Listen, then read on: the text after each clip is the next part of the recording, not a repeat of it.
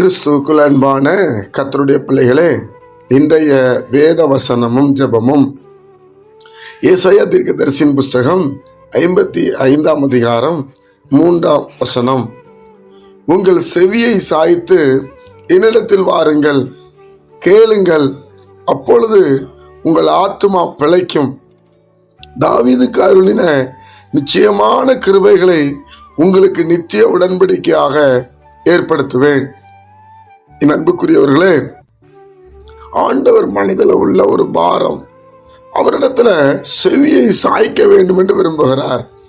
அப்படி என்றால் அவர் பேசுகிற இடத்துல அமர்ந்து அவர் என்ன சொல்லுகிறார் என்பதை கேட்க வேண்டும் என்று விரும்புகிறார். என்னிடத்தில் வாருங்கள் என்று சொல்லுகிறார். என்ன நம்பி நீங்க வாங்க, ஏன் பயப்படுறீங்க? நான் உங்களை கையில விட்டுருவேனா? நான் உங்களை நடத்தாம போயிருவேனா? என்னிடத்துல வாருங்கள், அப்பொழுது உங்க ஆத்துமா பிழைக்கும், வாழும். உங்க ஆத்மாவில் சோர்ந்து போயிருக்கீங்கல்ல, உங்க ஆத்மாவில் பலவீனப்பட்டிருக்கீங்கல்ல, என்கிட்ட வாங்க, உங்க ஆத்மா பிழைக்கும், உங்கள் ஆத்மா வாழும். பயப்படாதீங்க, என்னிடத்துல வாருங்கள் என்று கர்த்தர் கூப்பிடுகிறார். நீங்க வந்தீங்கன்னா தாவீதுக்கு என்னெல்லாம் செய்தாரோ உடன்படிக்கை ஏற்படுத்தும் என்று சொல்லுகிறார்.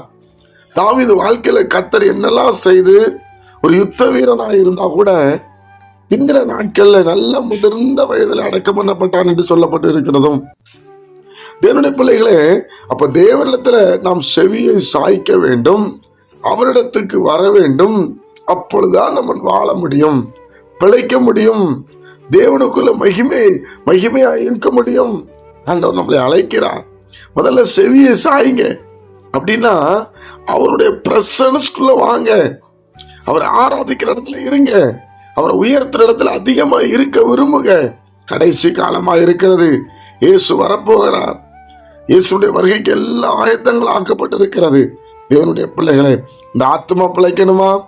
கர்த்தருடைய வார்த்தையை கேட்கணும், செவியை நம்ம சாய்க்கணும், அவர் சொல்றதை கேட்டால் அப்படி நடக்க நம்ம விரும்பணும். ஜெபிப்போமா? பரிசுத்த பிதாவே, உடைய குமாரன் இயேசு கிறிஸ்துவின் நாமத்தில் வருகிறோம். இந்த நாளை நீர் எங்களுக்கு ஆசீர்வதித்து தாரும். உடைய பிரசன்னம் அதிகமாக இறங்கி வரட்டும். கேட்கிற ஒவ்வொரு பிள்ளைகள் மேலே தேவனுடைய மகிமை வெளிப்பட ஜெபிக்கிறோம். உயிர் திறந்த ஆண்டுடைய வல்லமை இறங்கி வரட்டும். சமாதானம் உண்டாகட்டும். இந்த நாளை எங்களுக்கு ஆசீர்வதித்து தாரும்.